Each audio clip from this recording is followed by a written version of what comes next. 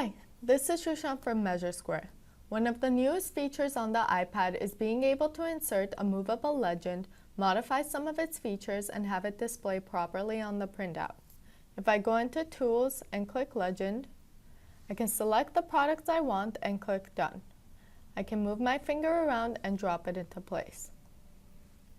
If I want to modify some contents, I'll click on the legend and click I and Edit. Here I can select a legend from a list or save this legend to a list. I can also modify the font, size, and color at the bottom. I can click Done, and if I want to delete my legend, I'll go to I and Delete. Now let's go back into Tools and Legend. I can also select product usages at the bottom and click Done.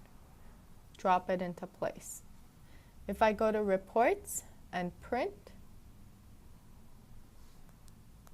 and I scroll down, and I can see over here that the legend is not covering the diagram.